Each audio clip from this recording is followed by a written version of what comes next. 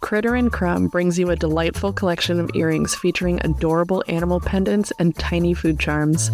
Whether you're an animal lover, a foodie, or simply someone who appreciates the beauty of whimsical jewelry, Critter and Crumb has something special for you.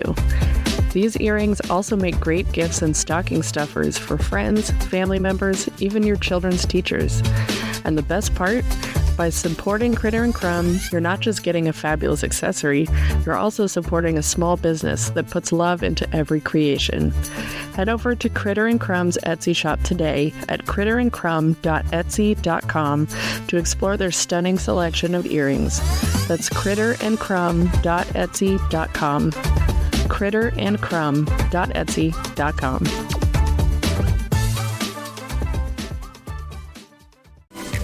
Before we begin this episode, I'd like to give a shout out to my most loyal followers on social media.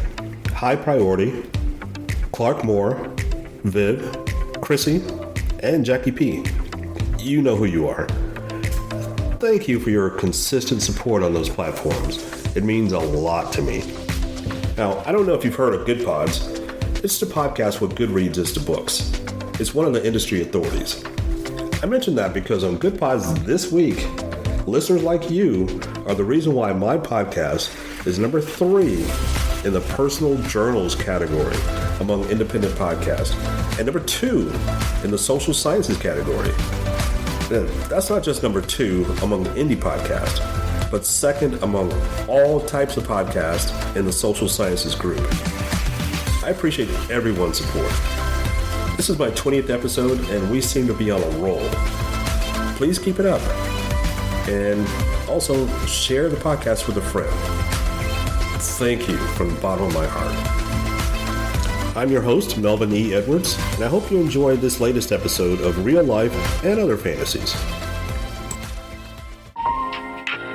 You are listening to Real Life and Other Fantasies, a podcast by engaging storytellers for engaged story listeners. Here's your host, author and journalist, Melvin E. Edwards.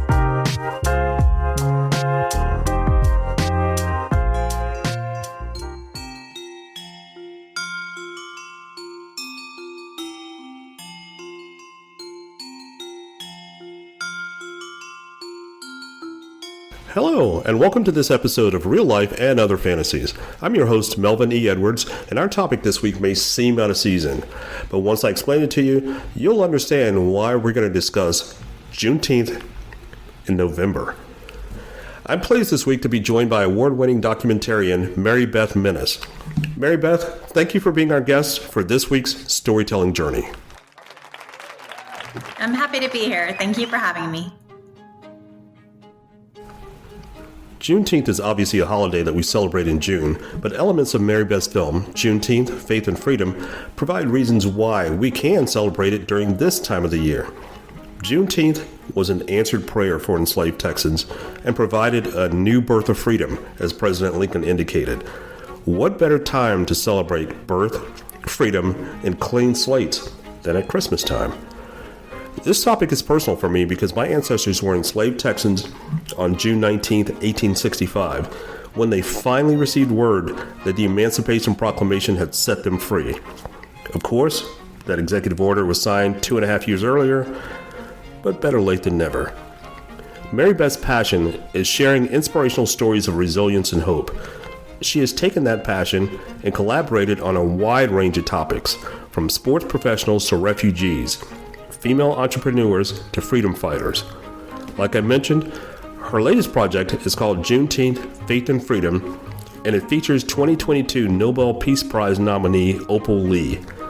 The documentary aired on PBS and received the 2023 Wilbur Award. Mary Beth also executive produced the film's accompanying soundtrack, featuring 2-time Grammy Award-winning hip-hop artist Lecrae. I'll just begin my questions with one that you've probably been asked the most, I'm guessing. How did a white woman from Oklahoma become interested enough in the original Juneteenth that you decided to do a documentary on it? Well, if people could see me right now, they would see a big smile on my face because that's a great question. Who am I to tell this story? Who am I? I'll tell you, the way I learned about Juneteenth, I didn't celebrate it growing up. My family didn't celebrate it. But when I moved to Texas, I moved to Lubbock, Texas in the year 2000, and I became friends with a man named Mike Springer. And he celebrated Juneteenth. And he introduced me to the holiday. And that's sort of when it began. And then I believe it was 3 years ago, my friend Rasool, who is a producer on the documentary Juneteenth, Faith and Freedom. He's also the host, the one featured in the film, who you go on the journey with to learn from the direct descendants of those who were freed on Juneteenth. And he's really the visionary behind the project. We'd known each other for about 10 years, and he felt a burden to tell this story. He saw the opportunity in our country for this federal holiday to either be something that would further be used to divide us or something that could bring us together. And he wanted to capitalize that and capture the history of Juneteenth. And he decided to do that in the form of a documentary. And we've been friends for over a decade. He came to me, said, I want to do this. Will you help me? And I prayed about it. I'm a person of faith. And I just felt like I was supposed to do that. I was supposed to come alongside him and do whatever I could do to help him to tell this story. And it's been an absolute privilege. I've learned so much. I've been celebrating Juneteenth for the last, I would say, 5 to 7 years in a more active way. So my friend Kimberly Iglesias in Buda, I've been joining her for the celebration she's been organizing. So it's been something that I've been a part of at a distance. And now I'm much more, I feel like, intimately involved in the holiday, having the privilege of getting to know Miss Opal Lee, for example, the grandmother of Juneteenth. Well, that leads me directly into my next question. How did you manage to get a Nobel Prize nominee, and a 2-time Grammy winner involved in this project? Okay, well, speaking of prayer, that's something that my friend Rasool and I believe in deeply. And we like to dream big and to pray. And so as he was doing research on who we need to interview, Miss Opal Lee's name came up again and again and again. And then we discovered that she was represented by CAA. And we went through the proper channels and somehow got through to her granddaughter, Dion Sims, who now I call a really good friend. And we found favor in their eyes. And Miss Opal Lee was familiar with Our Daily Bread Ministries, which is who is behind the film, who really brought it into being. And so she said yes. And so I drove up to Fort Worth and joined the rest of the crew for the interview with her. And I mean, I would say my life has never been the same since meeting this woman. Wow. She is such an inspiration. At every turn, she takes the opportunity to say, if you can be taught to hate, you can be taught to love. And this is a woman who suffered greatly. I believe she was about 12 years old when a mob showed up at the home her family had recently moved into in Fort Worth. And it was on Juneteenth.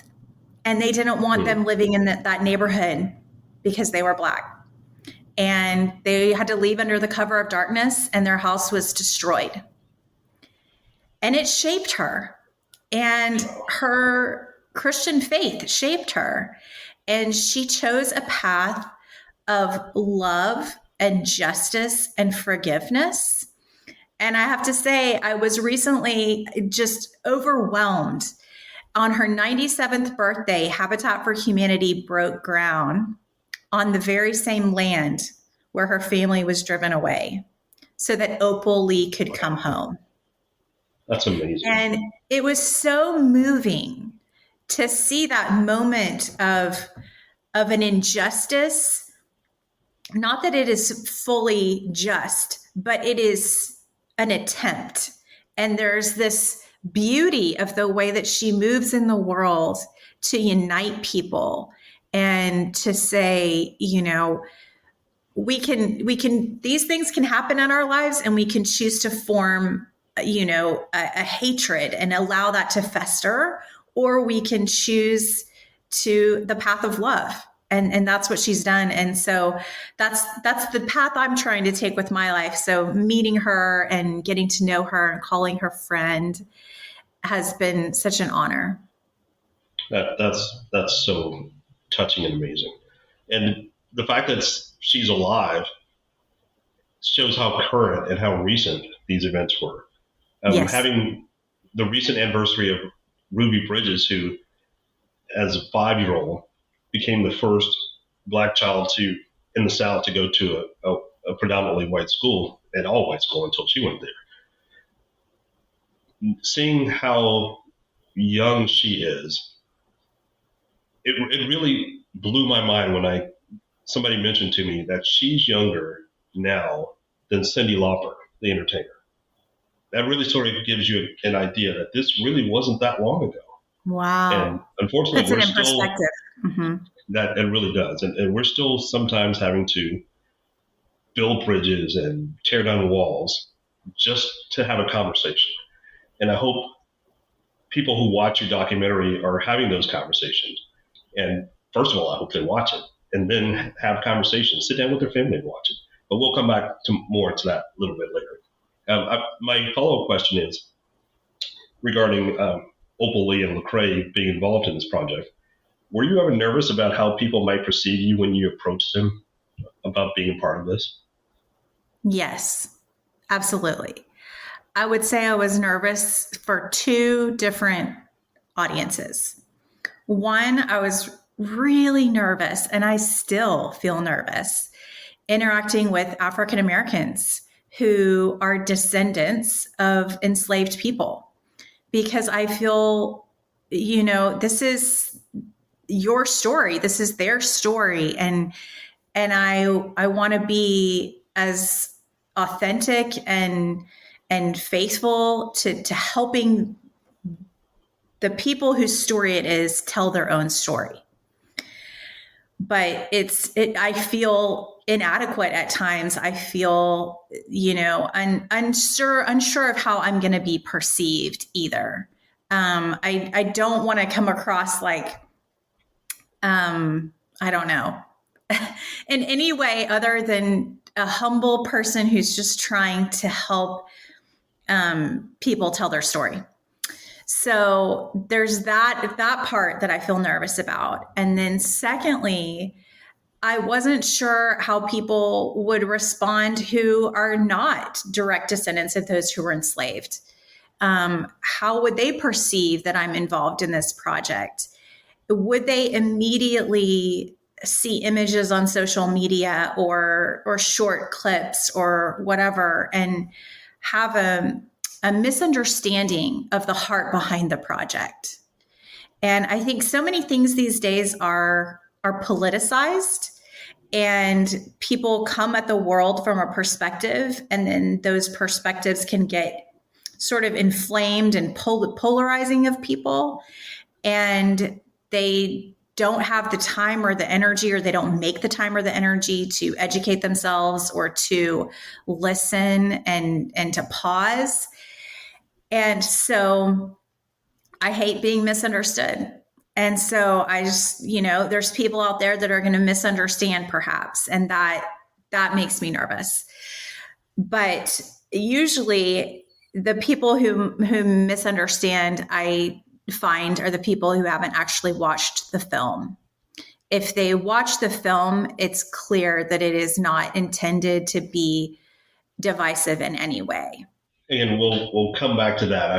I don't want to keep trying to tease people, but there's a question that I want to ask that's specific to that tone of your answer. So we'll come back around to that. Okay. Not to be a tease here, but a couple of times I've said this project is Mary Beth's film.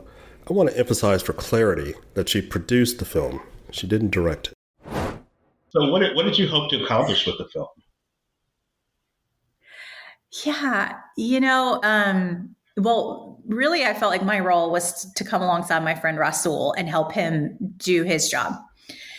But in addition to that, I would say I wanted to help tell a hopeful story, an honest story that would educate our country and the world and inspire people to acknowledge what has really happened and to choose to come together and to celebrate freedom from the 19th of July, 19th of June, all the way to the 4th of July.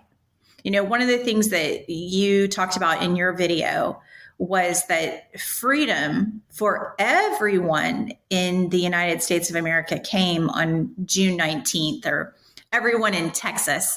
I know there were later times that in different states that slavery was unfolding as far as people truly being free.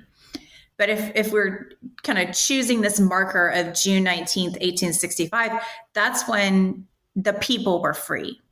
Ms. Opal Lee says, our land was free July 4th, but our people, all the people were free on June 19th. And I wanted to help shape that and help our country come together. And so. Do you feel like you accomplished that goal, or are accomplishing? I guess it's an active motion. I think it's probably a lifelong pursuit. So I don't think we're there yet, but I think we're making progress. One of the things that was the most moving to me was at one of our screenings. It was organized by an African-American woman, and it was predominantly white people, Caucasian people in the audience who were in her church community. And afterwards, there was a time of confession and repentance and tears. And people, they had not understood and really taken the time to pay attention to this part of history and how it affects people. And it transformed those people's relationship, and it transformed that community. And that was a former sundown community, meaning at sundown, if you were Black, you were not safe. And so to see that happening gives me hope that as these screenings take place, as people watch it on PBS or on YouTube, or if we get the opportunity to have it in broader places, that people's hearts and minds will be moved to listen and to embrace and to confess and to repent and to choose to acknowledge and to choose to celebrate. Yeah, one of the frustrating things to me as someone who studies history is this, well, I'll just be direct, the stubbornness of some people who refuse to acknowledge that events of the past have a direct impact on current events. And in fact, all events happened in the past, even if it was 1 second ago. Everything happened in the past. And we just don't acknowledge other people's past as having an impact on their future and on their current situation. And another timeline perspective, I mentioned Cyndi Lauper earlier. People understand the Irish potato famine, whether they're Irish or not. That happened longer ago than the end of slavery. So slavery is more recent than the Irish potato famine. But people of all races understand what happened there and how that impacted that nation, and how generations later are still impacted because of what happened, events at that point. And I just wish people connected history to daily events, because it's impossible to disconnect the two. So my next question is sort of a process question about being a documentarian. Well, what is the hardest part of producing a documentary? Is it the organizational part at the beginning, or the editing stuff at the end of it? Okay, so I'm going to answer your question, but it's not simple. It's all difficult. It's all really difficult. It's hard to say which part is more difficult. you're constantly dealing with not enough time and not enough money and too many problems and too many issues. That's what you're dealing with constantly. And, but what I have found to be actually the most difficult part of the entire process is the distribution part. And that is getting people to watch the film and to pay attention to it. And, in this day and age, I feel like attention is a type of currency. And so if you can get somebody's attention, you can impact their heart and their mind, you can influence them. And it's hard to get people's attention.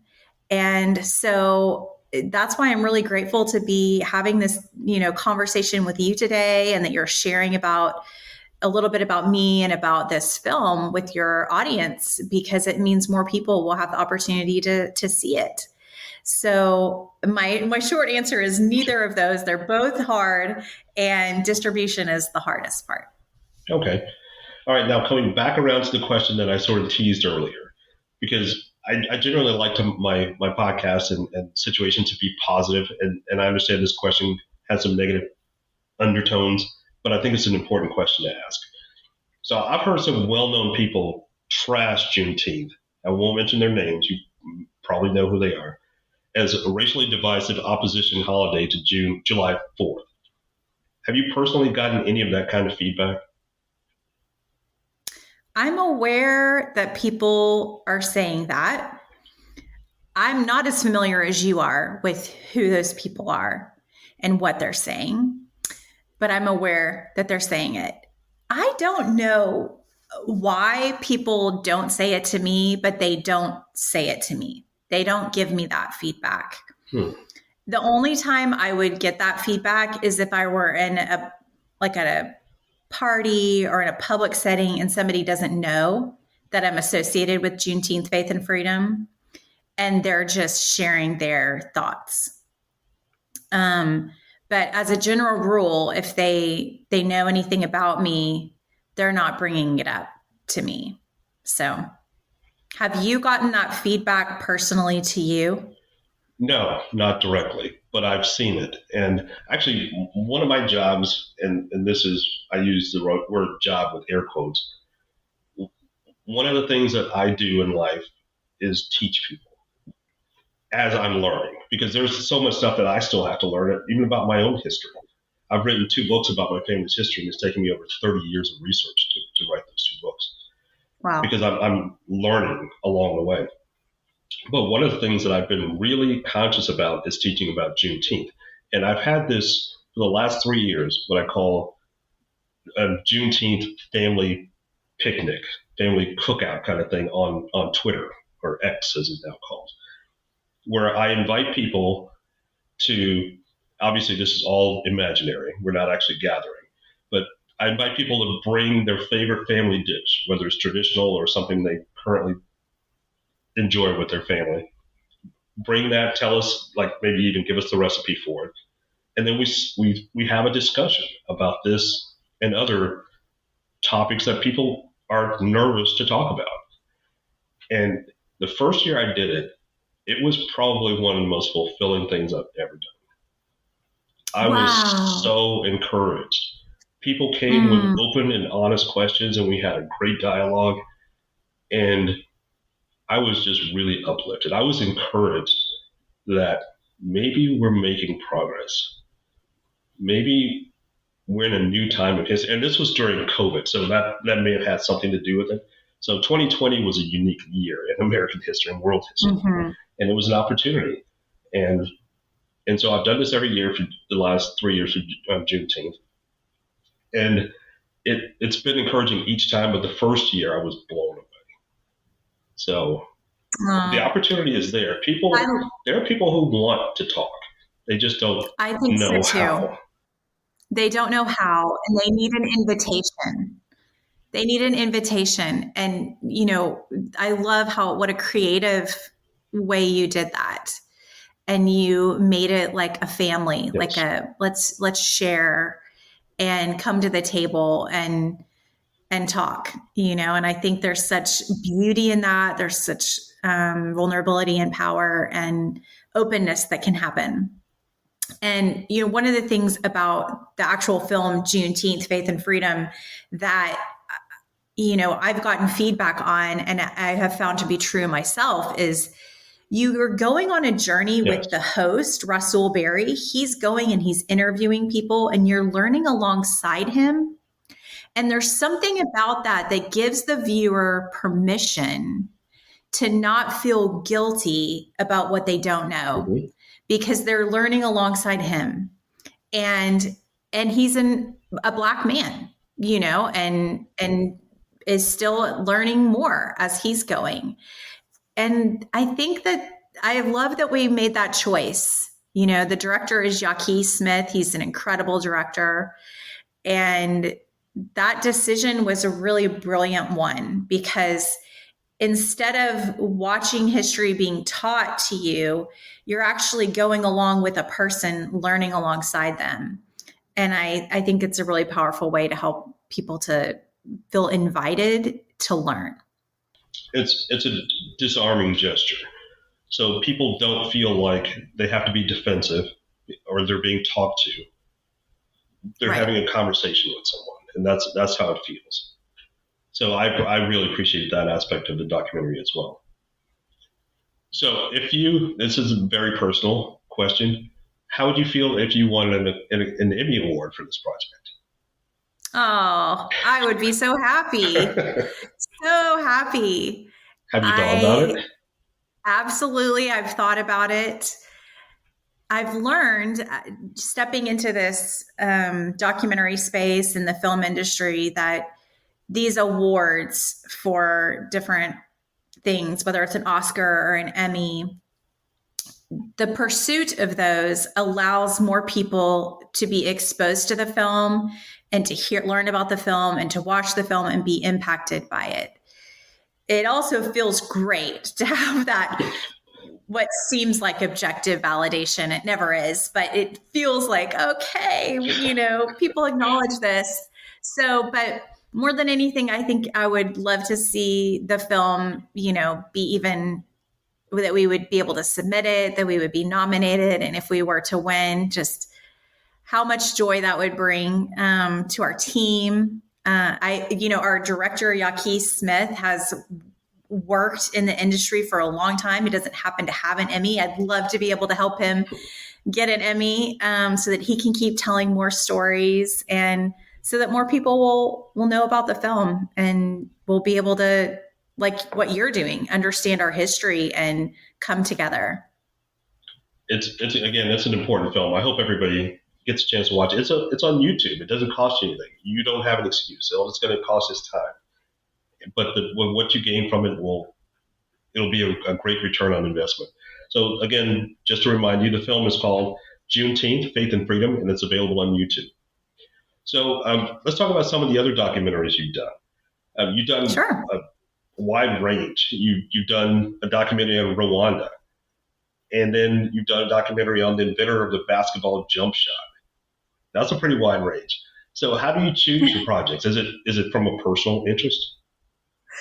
I feel like they choose me more than I choose them. It's a combination of a few things. One, I would say their stories usually about people. And so like when you mentioned Rwanda, I've worked on 2 films about people who are Rwandan and their stories. So they're more about these people's lives, but they just happen to live in Rwanda and they've had those experiences. So I'm more drawn to stories of people and stories of hope, stories of resilience and overcoming obstacles. I'm drawn to stories where you see, humility on display in the most beautiful way. So when I saw a rough cut of what would eventually become Jump Shot, The Kenny Sailors, which is directed by Jacob Hamilton, I was so moved by the man Kenny Sailors because I thought, this is what a man is supposed to be like. He didn't pursue fame and fortune. He pursued taking care of his family. He pursued fighting for our country. He certainly pursued excellence at the game of basketball, and he made incredible leaps and bounds. He pursued helping women in Alaska have the opportunity to play basketball, because women there weren't programs designed for women to be able to play basketball. Oh. So at every turn, he was using his own, power and influence to help those who didn't have it. And that's just really inspiring to me. And also, he transformed the game of basketball. And he did so by developing the jump shot. And that came out of him being shorter than his brother, and he had to figure out a way to beat his brother. I mean, it's great. Sibling rivalry changes the world. Yes, sibling rivalry. It's so great. And through telling Kenny Saylor's story, I had the opportunity to meet some basketball greats, including Dirk Nowitzki and Kevin Durant and Stephen Curry. Yes, I was going to ask you about that. What was that like? Oh, marvelous. Absolutely marvelous. All three of them are just outstanding people, and it was such a privilege to get to meet them. Dirk was so funny. He struck me as just so funny and also humble. And Kevin Durant really stole my heart. And I just, we shared a moment, because I shared with him that my favorite part was when Kenny is helping women. And he said it was his favorite part too, when he watched the rough cut, and just blown away by that experience. And then Steph Curry, just meeting him. I mean, he's just an extraordinary person. So as a filmmaker, do you personally think in images and videos all the time? Or for instance, like you're sitting around the table with your family or friends this holiday season. Are you framing the scene and arranging the seats in your mind? Yes.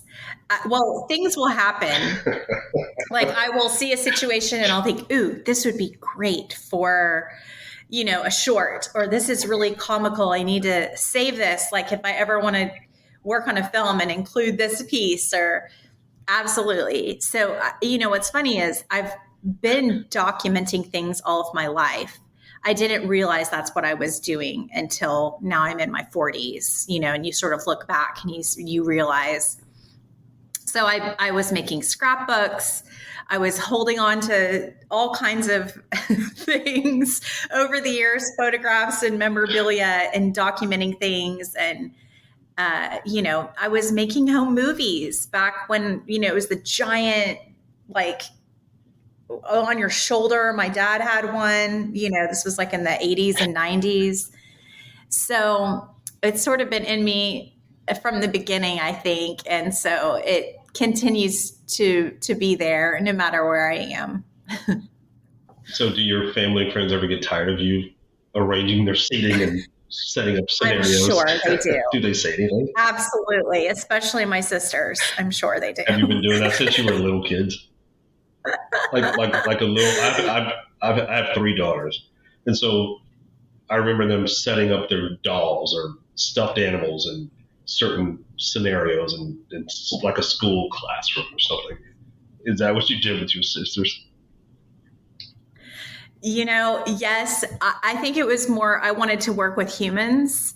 So I was setting up, my sister and her friends and my cousin, Matt, and I was orchestrating what they needed to do. Like we would mimic like the news, like we would do a newscast, and then we needed a commercial. So my cousin was, so young, but we got him to say, "I love the lamp." And he didn't understand. He was so young. And he said, "I love the lamp" like 10 times or something. It was just hilarious. But that's more what I was doing is I wasn't using the stuffed animals. I was using the younger children in my family, and directing them. That's funny. Do they remember that? I make sure they remember it, because I bring out those old videos. I'm like, remember? Yeah, don't make me do this again. I will do it. Thanksgiving and Christmas too. That's pretty funny. Yeah, So I mean, how and close? one Thanksgiving, this was maybe 15, 20 years ago, I came home and I interviewed both of my grandmothers. This is long before I ever thought I was going to do documentaries. But I thought, my grandchildren won't know my grandparents. At this point, I'm not sure I'm going to have grandchildren, but at that point, I still thought I might, and I wanted to capture that. And so I interviewed them at Thanksgiving. So yeah, I wrangled my sister and my dad and everybody to make sure we got those interviews. So I'm sort of the family historian, I think. Every family has one. I learned that during my own personal research. And some are more accurate than others. We'll just leave it at that. So how closely aligned are your hobbies with your regular work? Say that again. How closely aligned are your hobbies with your regular work? Like for instance, I'm a writer professionally, but my hobbies are also writing. So are your hobbies like taking pictures, making videos? What do you do as a hobby? I would say my hobbies are more, well, I would say I used to like to watch movies and documentaries, but now because that's what I do, sometimes I can't take a mental break. If I watch that, I can watch comedies and sort of, be removed. But more of my hobbies are athletic or artistic endeavors. So tennis, pickleball, basketball. I've just started running. And then I love artistic things. So fashion, makeup, things like that. Okay. That probably comes into play when you're certainly thinking about does. new documentaries. Yes. So what types of projects do you... I grew up playing basketball. I think I played really hard so that I could, bond with my dad and my older cousins, and I loved the game, and I think that's part of the reason I wanted to tell, Jump Shot the Kenny Sailors story, because Kenny Sailors taught women how to play basketball, and Coach Max Pope taught me how to play basketball, and my dad taught me how to play basketball. So there's definitely in my own personal history a connection to the choices I'm making in the films that I'm, putting my time and energy and effort into. That's awesome. So what types of projects do you have planned for the near future? Yeah, well, we're still, like I said, distribution is the hardest part of all of this. And so even though the film is out there and available, people don't know about it. And so we're working hard to get it out there. We're doing a college campus tour. We have it on the PBS Learning app. So if somebody listening to this is a teacher, they can access it for free and use curated content to help educate their students. We're also, Lord willing, going to submit for an Emmy and trying to figure out even how you do that. I'm also in the midst of working on a vinyl record for the soundtrack. So I've never done this before. This is my first foray into this, but I'm figuring out how you get a vinyl made. And I think we're going to use that to help promote the album and the film this coming Juneteenth season. So if you like listening to records, follow us and keep up with us, because you'll get access to how you could get this record. It's a fantastic soundtrack. It's just amazing. So it has the songs that are in the film are on the album, and then several other additional ones. So, okay, and then any idea when it'll be available? Spring 2024. We're working on the deadline, but spring 2024. And the other thing I wanted to mention is there's another documentary that I think you and your audience will really like, and it's called Refuge. And it's a feature-length documentary, and it's a friendship between a man who comes to the United States as a refugee from Syria, who is a Muslim, and he comes right after 9/11, and he expects to be rejected by Americans, and instead he's embraced by a group of Episcopalian Christians is one example of people who embraced him.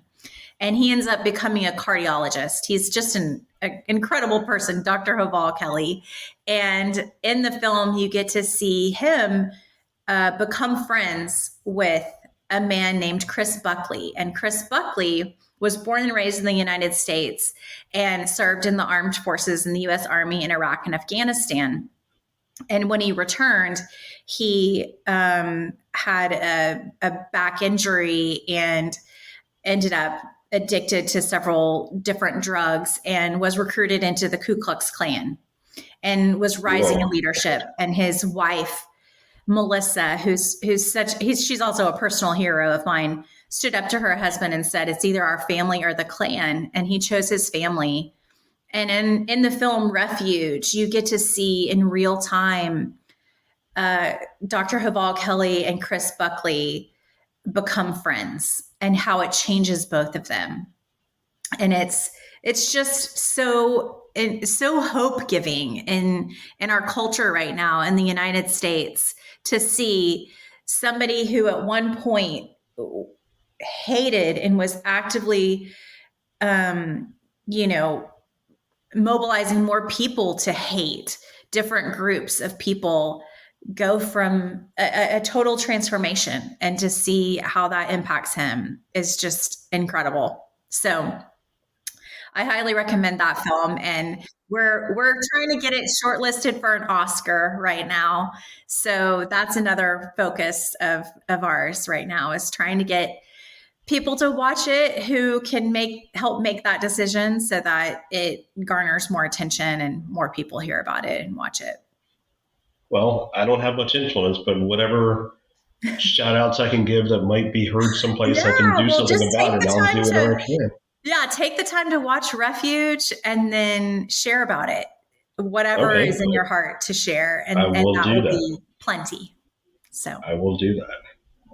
So last question here. Is there anything else that you'd like to address that I haven't asked about? So the floor is yours to talk about whatever you want, even if it's off topic from what we've been discussing.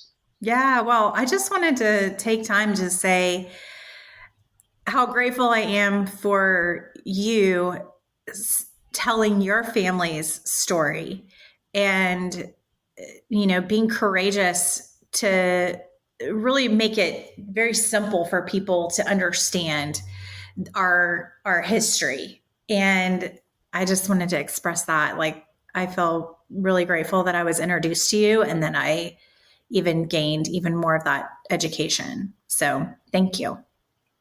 Thank you. It's been an honor getting to know you. And by the way, just speaking of shout outs, let's go ahead and give David Earl Adams a shout out. He's the one who introduced. I've known David. You're probably going to giggle at this. I've known David probably since he was 14 years old. Wow. Me and his brother are best friends, and his brother's a few years older than he is. And I've known Steve, his brother, since I was 16 or 17. And David was the knucklehead younger brother who sort of would tag along. And so that's how I got to know David.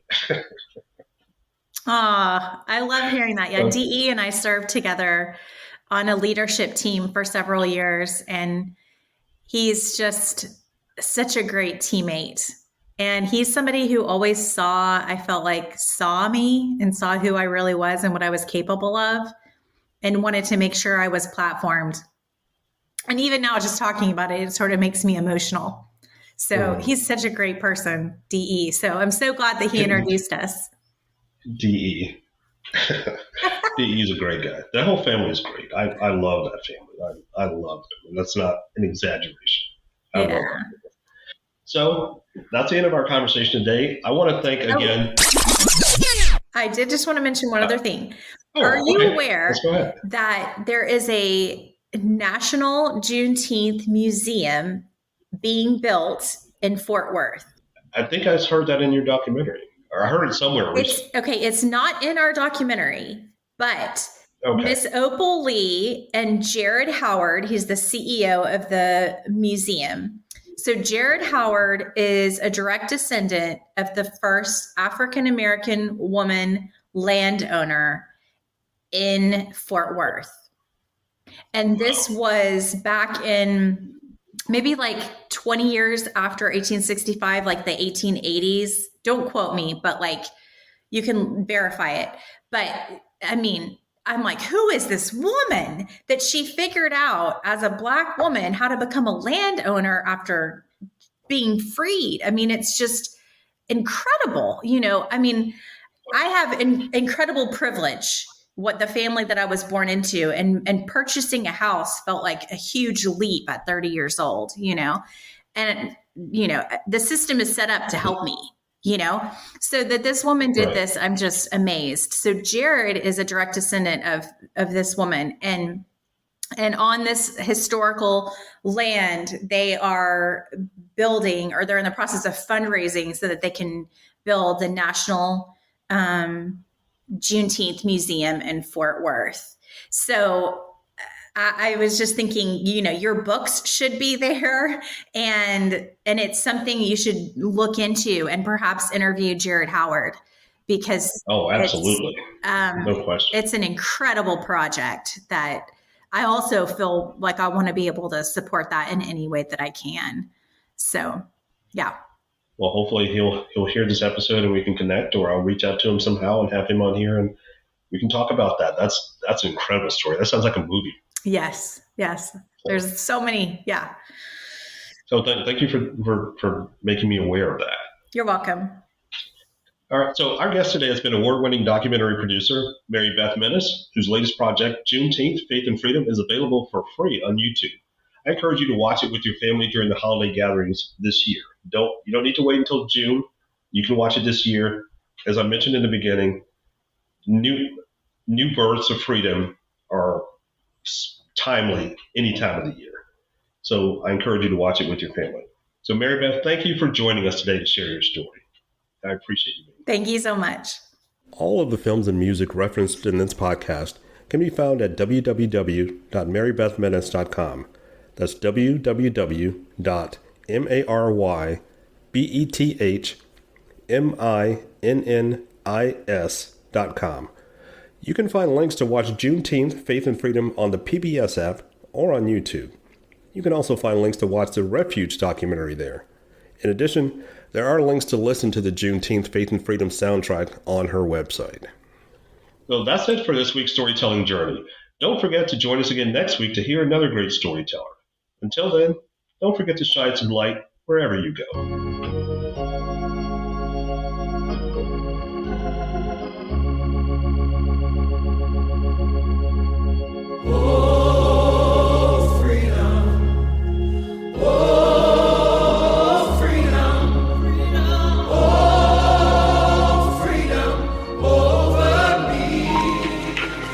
That was another edition of Real Life and Other Fantasies with your host, Melvin E. Edwards. Join us again next time for more stories about more things than you can imagine. Some of those true stories may even be about real life. See you next time.